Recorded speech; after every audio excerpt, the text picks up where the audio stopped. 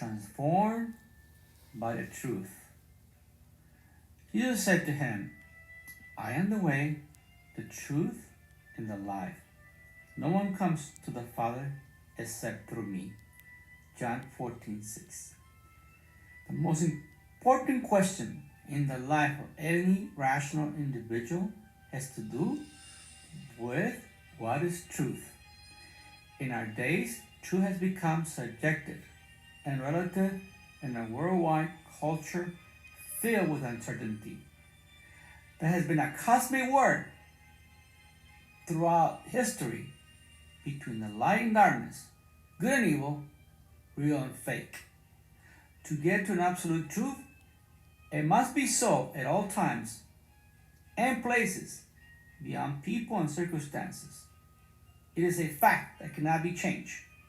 In nature, for example, we know that cows can't fly and eagles are not mammals. Absolute truth is discovered, not invented, or not just perceived. To be transformed by the truth offered by God, we must address it, accept it, apply it, and announce it. The quest for truth will provide meaning to our own existence once we encounter it. It is the key gear which gives us a movement and response to the demands in life itself, beyond this world and its limitations. Undoubtedly, the meaning of life depends on what we believe to be truth.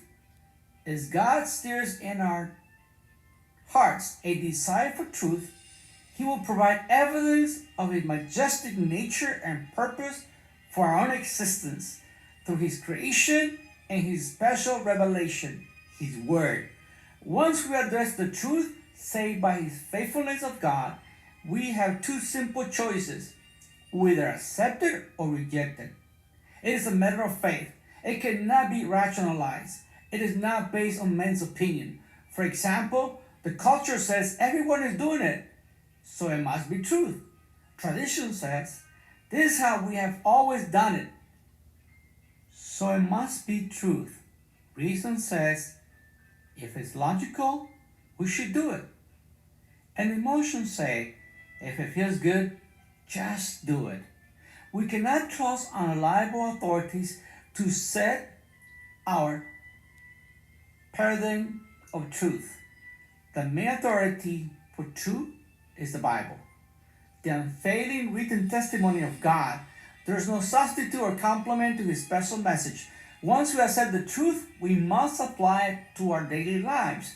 This is where discrepancy may happen. Many leaders of the Christian faith are very concerned on how believers apply the truth today.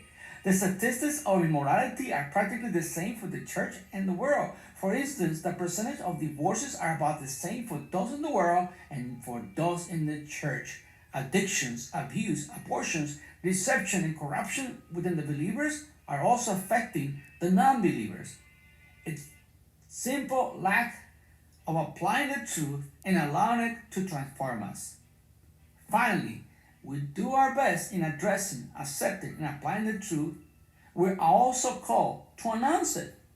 Some who discover the truth have the wrong tendency to keep it to themselves, while their families, friends, and contacts are living in a dark tunnel filled with unprecedented deception.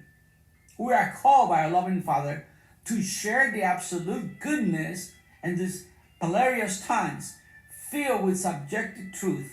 In fact, truth is not just an abstract concept. Truth is a person. His name is Jesus, who is the way, the truth, and the life sent by the Father in heaven.